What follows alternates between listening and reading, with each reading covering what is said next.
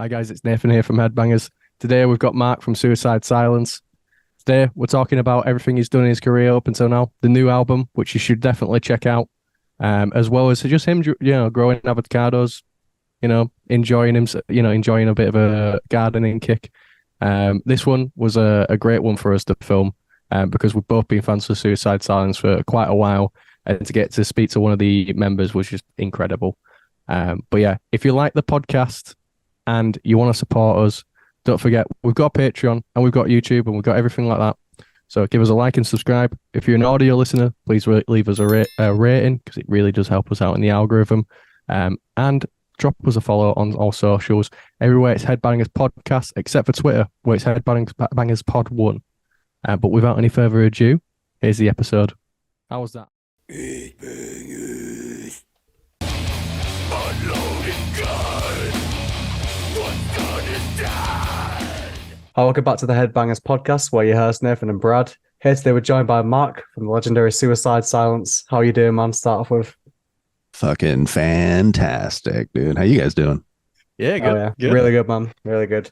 So we like to start off with a little icebreaker on our show. I imagine after all this time, you've come up with some good tour stories. So what's your funniest tour story that you can recall after your entire career?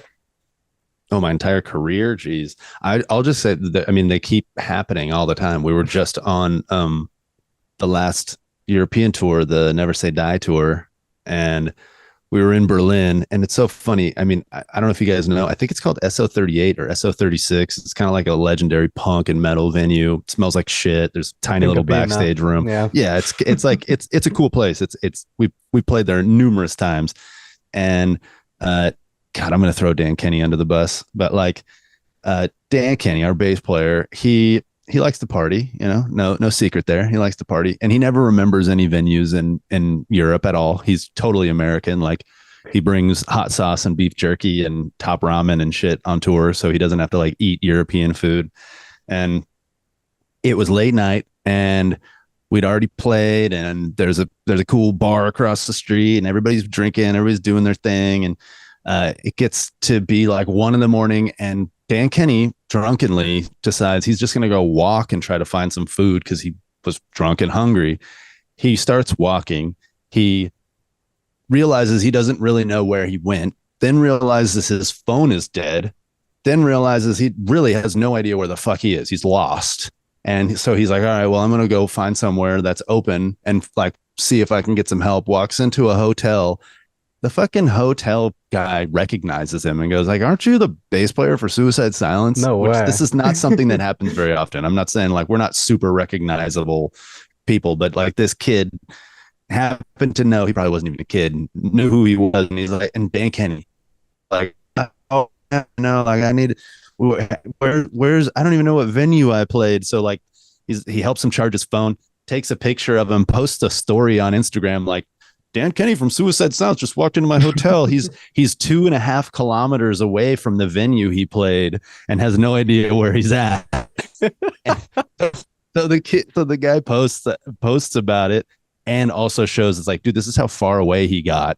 And yeah, Dan Kenny getting lost in Berlin, where it's going to be a song now, I'm sure. I like it's like the wholesomeness, but like, if he's like, oh yeah, I found this guy and he's just completely lost. It's like a double edged, like, oh, it's so good I got to meet my hero, and it's like also you just completely just roasted your band member. Yeah, totally. And the fact that he was 2.5 kilometers, he walked that far looking for food, like, what the hell? That is a walk. That is a fucking walk. That's dedicated. Yeah. But and then the other thing to top it off, he could have literally just looked on his tour pass, looked where we were, and then got in a cab and said, hey, take me to this venue. Like he could have found his way back so much easier. All of that. To be fair though, like I've been in those states where I don't know where the fuck I am. Like, like 9 out of 10 times I'll be like, could just get an Uber. But nah, it's like determination takes over. And then autopilot takes over as well, and you just all of a sudden you just like, I'm fucking lost. We've all been there, especially when you're drunk and hungry, and like it's late and shit ain't open in fucking Berlin. You're like, where the fuck am I gonna go? Like I need something. Yeah, as well. Everyone's picky when they're drunk. Like, oh yeah, I've never seen anyone go first off. Like when they're drunk. here's a food place, and everyone's like, that's a dead ringer. Yeah, that's exactly what I wanted. Everyone's always like, no, I'm not in the mood Nah. for that. And it's like, yeah, then it's just another pilgrimage to the next place. Too many True. variables. One thing I wanted to ask you as well is like, obviously, with Suicide Silence, you've had a really long, prosperous year with it. I wanted to ask you what's been like probably one of the biggest lessons you've learned in that career, as well as like probably the most proud moment you've got. Biggest lessons. I think really I think the biggest lesson is appreciating the relationships that you make through over time. Not that I learned it too much the hard way, but it is definitely, we've had ups and downs, and it's you see the same people on the way up as the way on your way down. You're some of your most diehard fans that were like super hardcore supporters.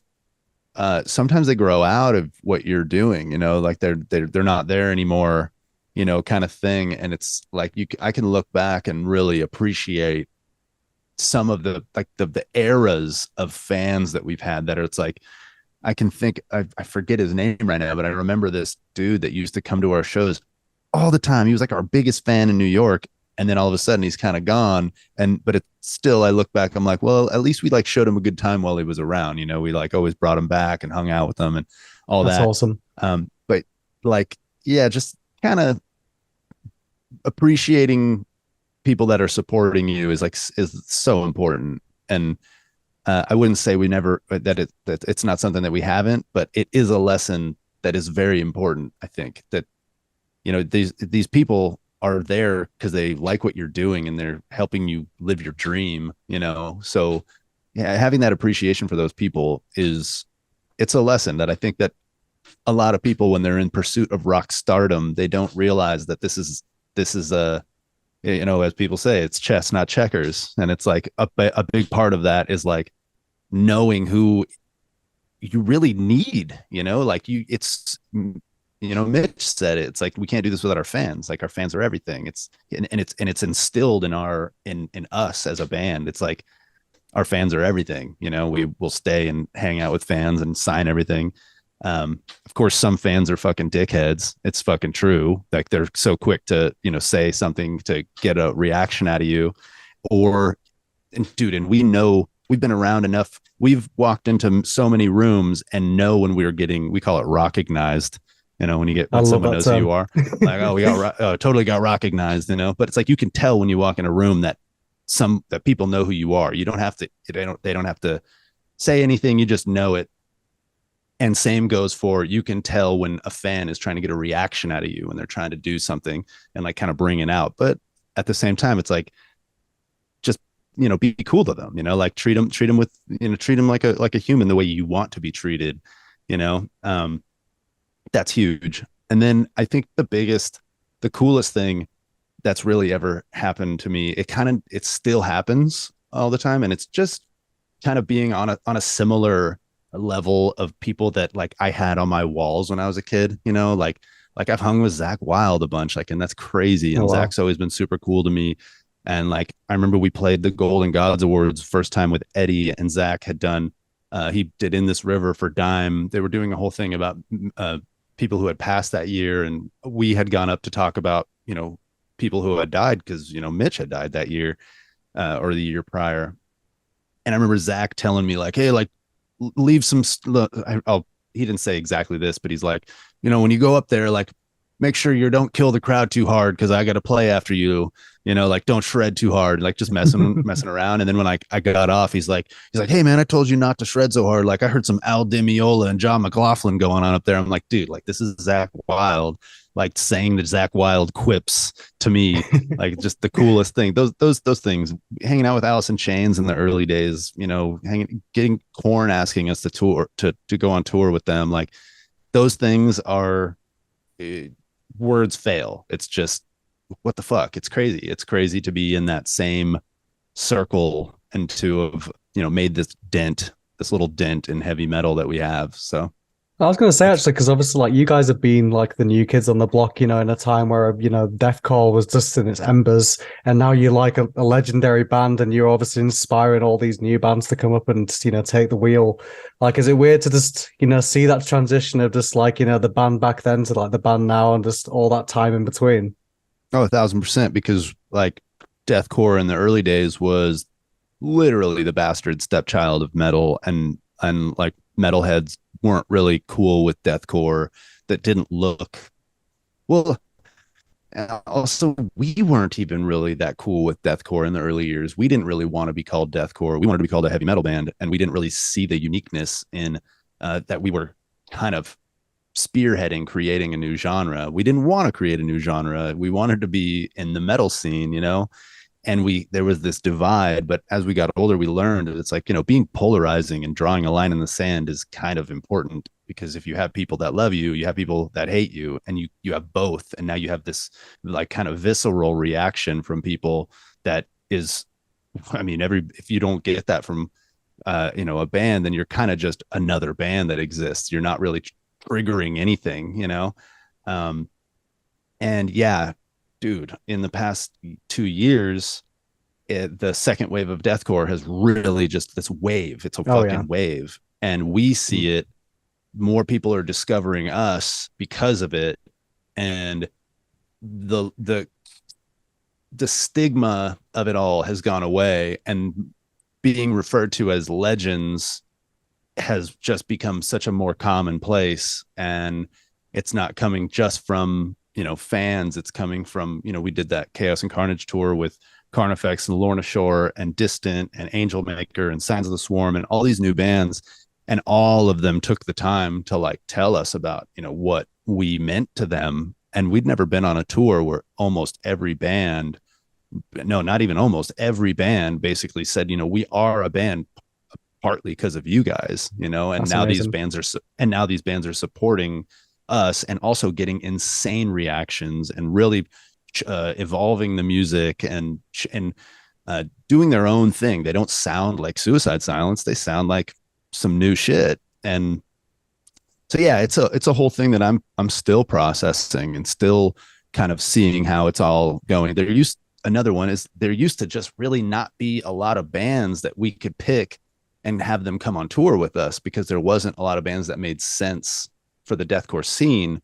And then if there was, we were all fighting for the same position. We all wanted to be the headliner. So we couldn't, there still never was a Joffer, Cowboy, Whitechapel, Carnifex, Despise Icon tour, or, all these bands that some of the old schoolers, like we never really did a proper tour because we all wanted to be the headliners. But now there's so many bands, and they're all cool and they're all good and people like them. Now it's so easy to be like, oh, we could do deathcore tours for the next fucking 5 years, and they're all probably going to be sick. Oh yeah, It's wild. really It's amazing. wild. It's crazy to see though, like, because like like back in the day, like deathcore we used to be on just like any like elitist way, it'd be on the firing line, and now you see the same elitists like really rock it, like really loving that stuff as well. Like it's just weird seeing the switch up. You could see the stragglers being like resisting it and being like, no, metal should be this, metal should be that, and in reality, it's like, well, no, more people like this, so you're just gonna have to move with the times. For sure. Yeah. I also kind of see a little bit of something that the death metal community had in the like early 2000s and mid 2000s, where death metal became very elitist. I'm starting to see, and this is a little bit of shots fired, I'm starting to see like in the deathcore community, deathcore fans are starting to kind of show signs of that elitist, like deathcore has to be like kind of like this, or they like the new stuff, but they don't like certain other shit, or they want their shit to be MySpace 2008 era deathcore. Like I lurk the deathcore subreddit on, I I was look and gonna see what say that. people. I was gonna say that because I always go on there sometimes and just like read what people are saying, and some of them it's like sometimes I read it and I'm like, dude, touch some grass, man. Like you've gone too For far real. in here. Like Yeah, yeah. it's Well, just crazy. and the people's perception of like us, like, oh, like they tried something experimental, and because their fans didn't like it, everything that they do sounds forced, like they're faking, trying to do, like saying what we're doing is not an honest representation of what we would do. It's just like, yo, like how can you assume something so massive. Like, yeah, we experimented, but that has no weight on, the fact that, dude, we like heavy music. We play heavy shit. Like, we're not going to fake an album. Like, we're not going to write an album unless we want to write an album. So I love how they like don't realize that you'll be reading the subreddit. They'll be like, "Oh, Suicide Silence would never do this," and you're just like looking like, "Well, actually." It's cool. I love it. I love seeing those opinions because, dude, come on. I'm a fucking metalhead kid, music fan. I had years and years of like harsh opinions and thinking I knew what the fuck I was talking about. And like, I never would have thought I would be in like what became like a hip band. I never thought I would become like in a new scene or something like this. Like, I was into fucking, old school classic rock. I got into, classic metal. I got into black metal for a little while and death metal, like super deep. And I was the hater. I was the one that went to Ozfest 2001 and hated on Slipknot, like I was that guy. I never was like, to end up being in a band like Suicide Silence that kind of just changed a bunch of shit and became this new style. It was so unintended and I did not mean to do it. It's so ironic that I became it. So I learned a lot about, the gatekeeping and elitism kind of stuff from my own growth in music. And I think that people kind of don't realize that they are doing it when they're doing it. And I also think that this is another hot take, but I feel like elitism and gatekeeping is what makes some people want to know more about genres of music. It's like, if someone's so knowledgeable in it and thinks that that's not cool and this is cool, people that are into that genre of music or just metal heavy music, they're gonna want to know why. That's how I got into it. Why does everybody really like Meshuggah but doesn't like Slipknot? Like, I want to know. I want to look into it.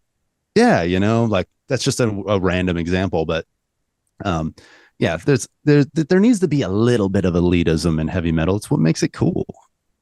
Oh yeah, no, like to be fair, like I get your point on that completely, because I don't think I'd have searched out half the stuff that I listen to on like a regular basis without someone maybe calling me out, or maybe just being like, like, yeah, you're not really a metalhead if you don't listen to this. So like, and then I'd listen to him like, I love this shit now, but totally. Like I remember being like, Brad's gonna kill me because I've said this story a million times on the podcast, but I remember being at like my first ever show was Suffocation, and I'd never listened to Suffocation before, and I'd never dabbled in death metal because at the time I'd only just kind of got into metal, so I was kind of sticking to new metal. So I turned up in like full new metal like merch and all that, and I was surrounded by death metal dudes, and then like there's a lot of elitist guys in that group. So the amount of guys I had calling me out, going, "Why are you listening to some real shit?"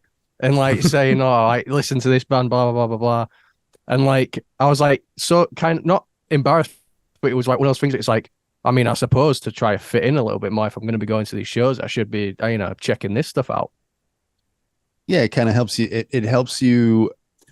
I mean, everybody should be able to wear whatever they want to wear, but also it's like this fun loving criticism that without that fun without that criticism, it takes away some sort of specialness to it, like it's the same thing with punk. I mean, punk and metal, it's like you can listen to so much.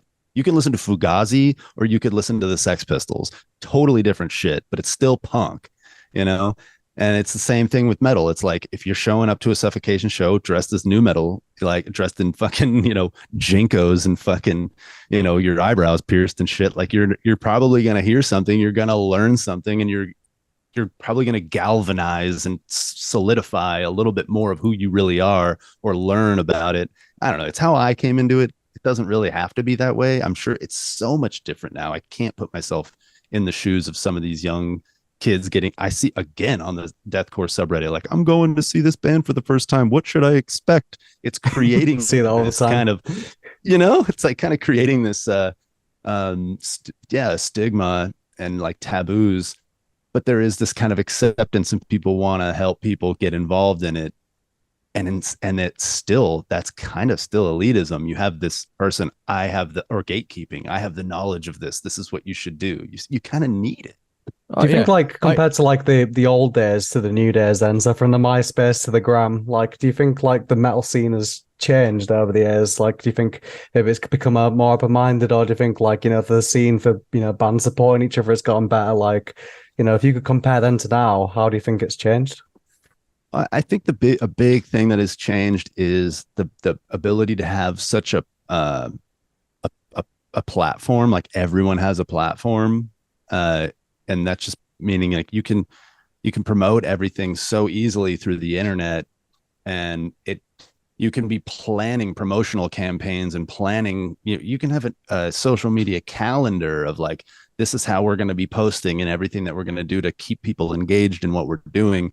Whereas, MySpace, I think the reason why some bands and why our generation with MySpace, once that was available, it was like, oh, like we still went to shows and flyered and brought paper flyers and hung out outside and gave people flyers outside of the show.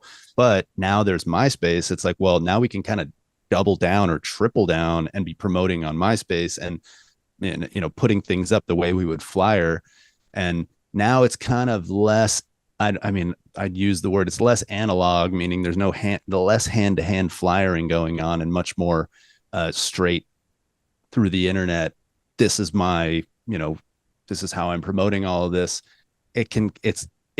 People can be way more showy now. Like you can really create this, e-boy or e-girl persona online and, be an influencer, which the idea of an influencer and all that stuff was like, we didn't have that. We weren't trying to be influencers. We were just making music and trying to like turn people's heads and say stupid shit so people could remember what the fuck we were doing, yeah, I mean, it's changed massively. You can actually be an internet band or a band that exists pretty much strictly on the internet and never play shows and be accepted as a real band. Where when we were younger, we would always say there's a new band showed up on MySpace and people are liking what it is, and we were like, yeah, but are they actual band or is that just one guy? Like we would be like, we'd write it off as not a real band. And now it's like, you could do that and be totally accepted. The music is sick and they can hire musicians and go on tour. Like, I'm pretty sure that's like Shadow of Intent pretty much was like, yeah, they were an internet band that became a real band. So yeah, there's many little, facets of how it's changed things and made things more accessible, accepting, and given people an ability to kind of hone their persona and character. Because like it or not, I mean, we're all kind of cartoon characters, and when you become like in a metal band, it's like you are who you are. Hetfield's Hetfield. Dave Mustaine's Dave Mustaine, and now everybody can kind of create their own persona through social media, through the band, through their individual people. Yeah, it's fucking wild. It's it's also hella overboard. Like you see young bands posting. I love Finn McKenty, like making fun of like your local bands, like big things coming. Like we got big news coming this week, and it's like, oh yeah, it's just like it's so funny. But dude, more power to him. I respect it. Like do everything, do it all. Yeah, gotta love Finn. Ever since like Finn did that meme, like because I'm sort of working on stuff with my band at the moment. I'm like, we're not posting a single thing or getting social media created until there's stuff to put out. Because I said I am not being like that band where it's like big things coming, nothing for 6 months. And it's like nothing, just radio silence. And it's just like, oh, by the way, here it is. It's like, no, it's like, nah, I'm not doing that. I can't do it. It's just... Yeah, the amount of people that I just see saying, "Oh, big things coming." But yeah, one thing I want to ask you is obviously just going on to like the new album. I know this was like probably the first one that you've done with the drummer Ernie. How was that sort of having a new member come into the band like during the writing process and everything like that? How did that sort of switch things up, and how was like the sort of adjustment period for you? Well, he helped finish Become the Hunter, so we had some experience with him jamming and writing, so it wasn't 100% foreign. And with this, it was kind of like we knew he was gonna be in the band. We didn't really want to throw him in the band right away, wanted to like kind of test the waters. But as far as the writing went, we knew we were gonna let him be at like a full creative member and allow him to do whatever he wanted.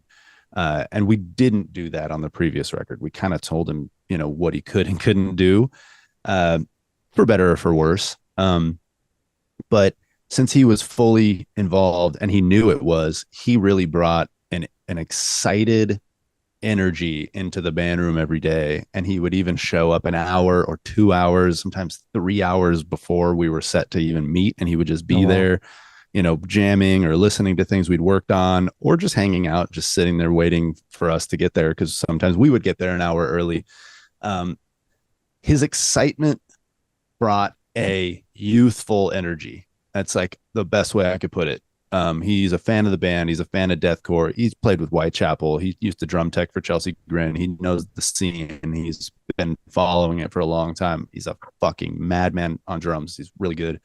But he's also a fan. So his perspective came from, what would I want from a Suicide Silence record? So we've never really been able to do that truthfully or honestly. It's like if us like dudes that have been in the band for a long time, if we're trying to appease the fan base, that can come off fake. Like if you're doing something because it's like, oh, I know people are gonna like this, but it's like, yeah, but do I like this? Like it's the same thing people are saying on Reddit, like, oh, they're just doing this because they know the fans aren't gonna like it or whatever. We're always trying to make ourselves happy. But with Ernie in the room, like his whole approach almost comes from what would I want from this band, and he's a new member and a fan. So truth, dude, I mean, he's a huge linchpin on why the record has that energy that it has.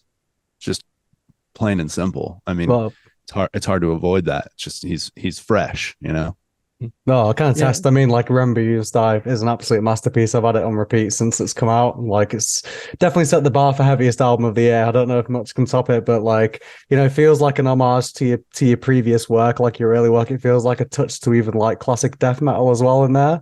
Like, what was going on when you first started writing it? What inspired you to do this? Well, I think there is a lot of like old school death metal kind of stuff that seeped in, and the most like Morbid Angel influenced, I think we've probably put in there, and like they've always been a big, influence on us. But I think it's difficult when you're inspired by things and influenced by things to actually be able to sound like something without ripping it off, or actually utilize a sound that you like, but do it in a way that it still sounds like you, and not, start sounding exactly like Pantera or exactly like Morbid Angel or whatever it may be.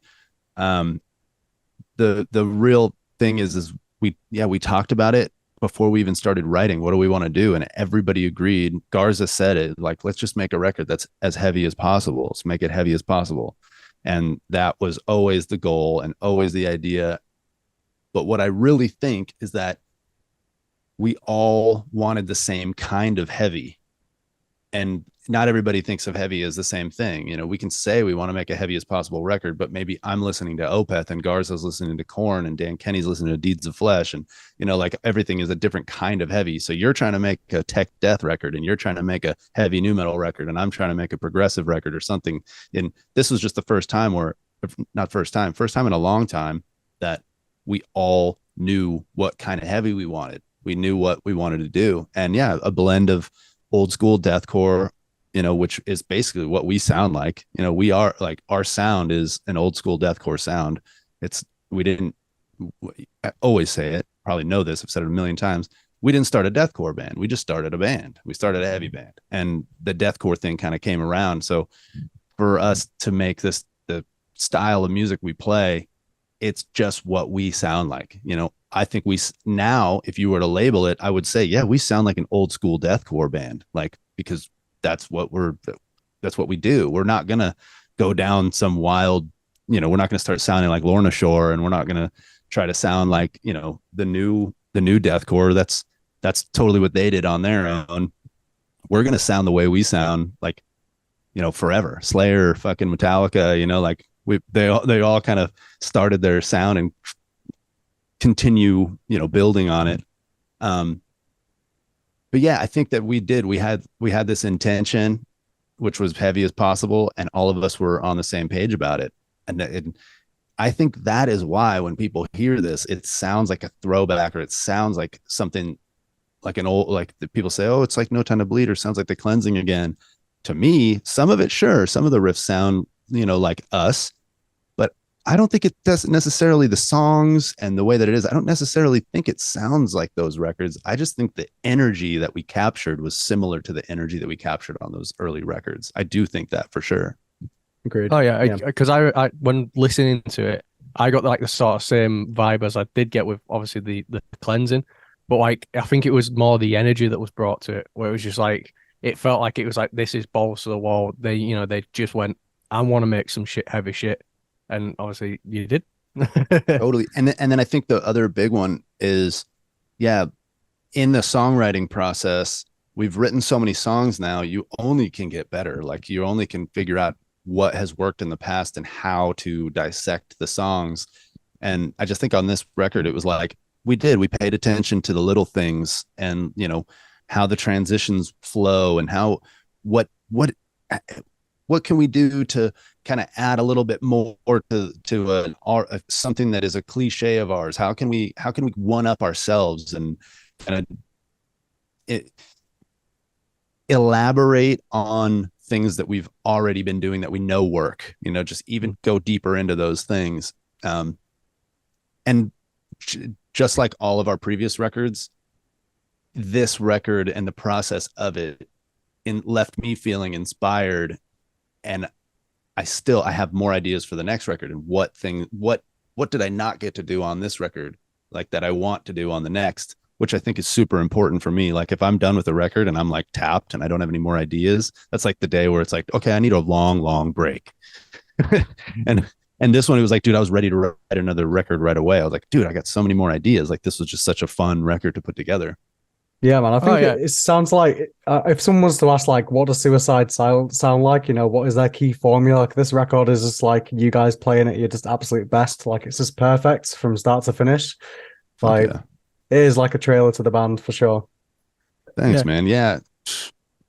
It's easier to see in hindsight. I mean, I guess we kind of knew while we were doing it that it was turning out pretty good, and that we really liked the things that were happening. But now that it's finished, yeah, like I can still listen to every single song on this record and be like, all right, I feel like this is finished. Like I don't feel like I needed to like do anything much more to it. Oh yeah, and I feel like that's always an interesting feeling because I know from writing tracks myself, there'll always be something where I'm like, I'll look back and going, I wish that was different. I wish that was Totally. different. Like the first ever track like I put out, I listen to it still now going, I'd have done that differently. I'd have done that differently. I'd have done that differently. And it's just like you build a list. So to have something where you're like, I've got nothing to change about that. I did everything. I like everything about that. It must be a really cool feeling. Yeah, I mean, I wouldn't say that everything, I think that I could still say, oh, could have done this or could have done that. But like as a whole, it's very much we accomplished what we were trying to do, which I think from here on out, with songwriting, I feel like having those, and we've always been so much like shooting from the hip. We've shot from the hip a lot. Like we just throw things out until it works. But like with this record, there was very much, You Must Die, like that song. It was like, all right, let's write an old school ripper. Let's write something. We called it what do we call it? Fucking ass beater. That was what that tentatively was called. Like, let's just write an ass beater. Like, doesn't need to be much longer than 2 minutes. Fucking, let's just make it fucking sick. And then when it came to, Altar of Self, and let's write something different. Let's write something more down tempo with maybe like some chords, like fucking chords. We don't use chords. We just chug and fucking pinch harmonic and shit. So like everything on that's why, earlier you said like every song like kind of has something different or has something and it gets a point across. Like that was what we were going for. Every song we knew what we were trying to do, and it made it easier to kind of dissect what's the verse need to be, or what is this need to be. Like, well, we need something that's going to fit what the idea is for this song. I know that sounds like not some astronomical fucking smart way of going about it, but truthfully, that's that's what's different about this. We put a lot more intention into it as opposed to just going, let's see what the fuck happens, because that's For sure. you can look at us like professionals, but we're still just a fucking bunch of dudes that get in a room and just fucking play riffs and see what the fuck happens. The most important thing, though, to be fair. I mean, but as well as like a monstrous album, like you've made some pretty crazy music videos too that like fit them. How fun was the Altar of Self music video to film? Like, because it was absolutely wild. I was like, Jesus, looking at it. So It was, how fun was that? super fun. We've been working with this new producer that's done all of our videos now, Thinking in Tongues onward, and he's just awesome to work with. His team is great. He's everything about the way he works is awesome. And yeah, I mean, we just knew that video was going to be super funny, and we knew that it was going to be silly. And the truth is, a lot of that is green screen and so much effects. So like we were kind of filming it and imagining what it would look like, and having to kind of act it out to know that it's like, okay, this is gonna be cooler, but it seemed kind of not as exciting when you're doing it. So we kind of had to hype each other up and get all of that done. But yeah, I mean, his Vicente is his name, and just working with him, I mean, he's really good. And he makes things really enjoyable. And then what the fuck is her name? How do I forget her name right now? MMH Customs. Is her name Molly? Fuck. Either way, she does all the makeup. She's done like Cradle of Filth videos. She's done all the makeup at Thinking in Tongues video. Her makeup and her props are insane. So working with her again was awesome. But I mean, the real fun one was the Capable of Violence video, and doing all that gore. Yeah, that's it. The real Altar of Self was fun, but we had to use our imagination because it was a lot of post. But Capable of Violence was like, we got to do like real Hollywood fucking gore and like fake blood and like do all that kind of stuff, and work with like a guy that really knew how to make gore look as bad, like ripping somebody's head off and doing all that stuff. That video was super fun to make. No, absolutely. Oh, yeah. I think like with that Capable of Violence video, it was like a nice return to form, I guess, for like music videos. Like, it's been a while since we've seen something like that outrageous. I mean, like, there's been a lot of like, bands in a warehouse music videos, like we've seen plenty of them, or like, gent in a colored room. But like, it's nice to see like just the classic gore-filled metal music video. Like, it's sometimes like you can't beat the classics, Totally. Yeah. Thanks for that too. I mean, those are all pretty much like our concepts. We think of those ideas, and I've got a memo in my phone of just music video ideas, and just like waiting for like, all right, this video fits this song. We come from that like music video awards, MTV Music Video Awards. Like music videos were really big when we were young. So we're always going to do. I want to do an homage music video where we take like clips from all these classic videos, like What's My Age Again, Blink-182, and like Run Naked, and like do like the Foo Fighters Learn to Fly, and like be like on the in an airplane, do one of those scenes, and like recreate a bunch of classic music videos. That's super dope. Yeah, that's a good idea, to be fair. I always think it's a good idea. I think it'd be really difficult to actually execute, but just music videos are fun, dude. And yeah, I'm tired of seeing people play in a warehouse, and maybe they got some fire, or maybe they got the shaky cam or whatever. It's like, they're cool, but how much rewatchability do they have? Like, I want to have a music video drop, and I want people to be so distracted by the music video that they only hear the song as a backdrop, and they're like, wait, that music video is so sick, I need to watch it again to actually listen to the song. Like, that's kind of my goal with videos. Oh yeah, it's the out of box thinking. Like, me and Brad, we helped out with like one of our friends' music videos like a while back, and like he was like, I want there just to be a scene where someone's like cut in half, and like all their organs are out there, and like we use like actual like pig like fucking like organs for it, and I drew the short straw, and I had to be the fucker that had to get in the table and be like covered in this shit, and like I'm so scared. Yeah, the smell. It was in summer as well, so it was just, oh my god. That's what I was gonna say. I was like, probably smelled like shit. I think we played with Borknagar, I think it was, or maybe with Balfagor, one of the two. Sounds like a Balfagor kind of deal. I think it was Balfagor. Yeah, we played with them at like a festival in Switzerland, and they played right before us. and their backstage room was right next to us. So when we're getting ready to play, they're just about to go on stage and cover themselves in all this blood, and it smells so fucking bad. And then they go on stage and play, and like there's blood everywhere, and it just literally smells like the worst shit that you could ever imagine. But they're using like real blood and not like, pig's blood and stuff. Yeah, I don't know exactly real deal blood, but it was the real deal. And I remember being backstage and we're all just like, what the fuck is going on? Like we're just like so happy we're not in a fucking black metal band where we got to cover ourselves in fucking shit smelling blood. But with that as well, it's like it's kind of easy to act like when you've got that stuff, because he was like, remember Niff, and you're dead, so don't move. And I was like, mate, believe me, I'm not fucking moving. I don't want any of this shit to touch me. So I'm gonna stay as still as fucking possible. Like, you probably still got some in your belly button, dude. It's probably just living in there. So probably, there might be like just like a little twin that pops out like in 20 years. It's like that's just amalgamated, just like gain sentience. Plasma born. Be like, take photos of it and put it on like some album art. They'd be sick. Oh, yeah. One thing I wanted to ask you as well is like, outside of obviously Suicide Silence and everything like that, what other than your career, what do you get up to? So what are your hobbies and interests? Well, my hobbies really, music is such my life. There was a period of time though, and I don't do it anymore. I grew weed for a while. And that was a big hobby of mine. And that honestly, this sounds so fucking lame, but it really, I learned that I have a green thumb. Like I like to garden. I like to grow stuff.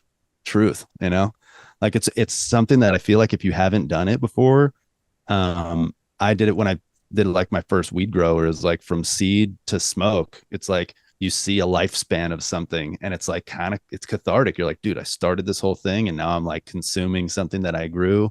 Same thing. It's like if you've ever grown your own food, like you eat it and you're like, holy shit, like I grew this. It's super cool. It's like having a child. I was gonna say it's like having a child until you say I consume it. So maybe not, but you watch something grow. So it's kind of like a rewarding process in a way, I imagine. Totally. I'm growing an avocado tree right now for the first time. I got a Fuerte avocado. I'm waiting for it to give its first fruit. It's like 2 years old now. And I'm like, when's it going to give me a fruit? I love that. Yeah. It's like not the most exciting thing, but that's, gardening is actually pretty cool. I think everybody should.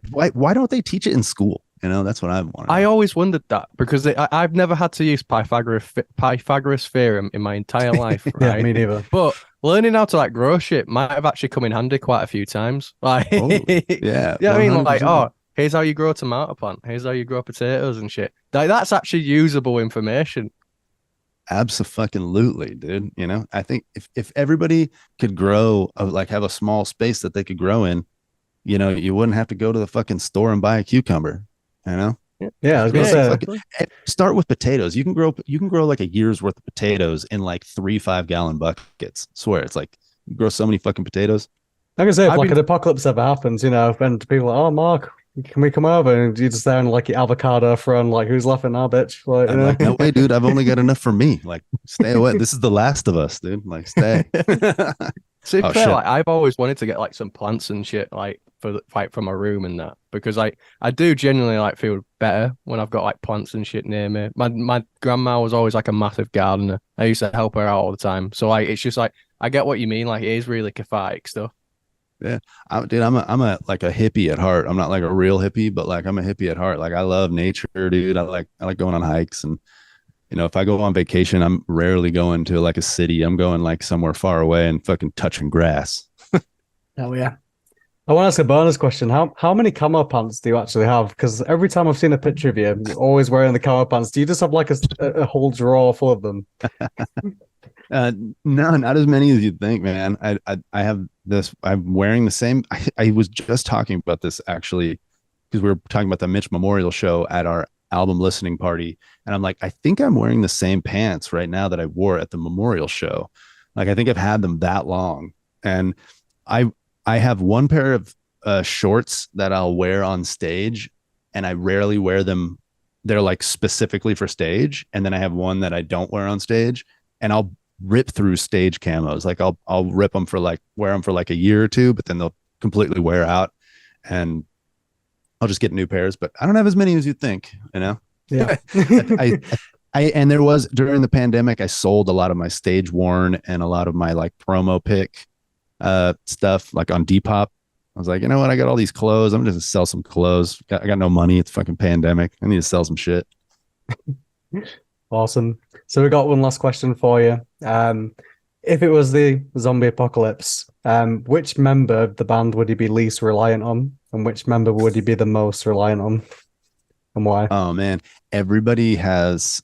That's a really difficult. I immediately start to think, Dan Kenny, but Dan Kenny's kind of like he's like the band Jester, like we kind of he's like the butt of the jokes, but he's also like extremely needed and like really, really good at guitar and has great ideas. We call him Drunk Gandhi, and we also call him like the most lazy person we know. But to be as lazy as he is, he has to find the easiest way to do everything, which is actually not lazy.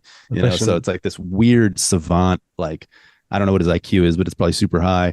I kind of think I wouldn't rely on him though during the apocalypse because I feel like he would probably be one of the first people to die. I think Eddie, because Eddie's like, I would probably be able to rely. Me and Eddie could like fuck up some zombies and like keep each other alive. Like we're survivors, like we always talk about it too. It's like the way he works when he's home and, like things to just maintain, being able to live this life that we live. I think me and Eddie would probably be, we would be he would be like I bring up The Last of Us. He would be like Tommy living on or I would be like Tommy living in some commune, like shutting the world out, and he would like seek me out to be like, dude, where are you? Like I was worried about you, Yeah, probably Eddie. Oh yeah, man. Slashing zombies by day, growing avocados by night. You guys are solid. Yeah, dude. Come on, dude. Let's make some guacamole.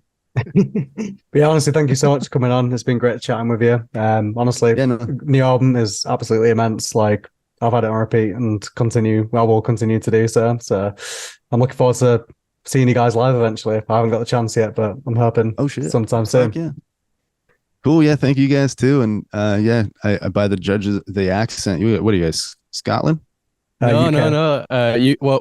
Brad, Scotland's technically in the UK. I'm in England, yeah. Yeah, we're from Leeds. Oh wow. Yeah, but it's eventually the more up north you get, the accent just gets the same. It just blurs into one. I'm usually good with accents. I don't know why I thought you guys that was a Scottish accent, but you're proper Leedsman. Yeah, no, we've like to be fair, we've had it before. We've had like a lot of people think, oh, like Scottish. We've had Australian. Some people think we were like Welsh, Australian. But yeah, no, it's Leeds.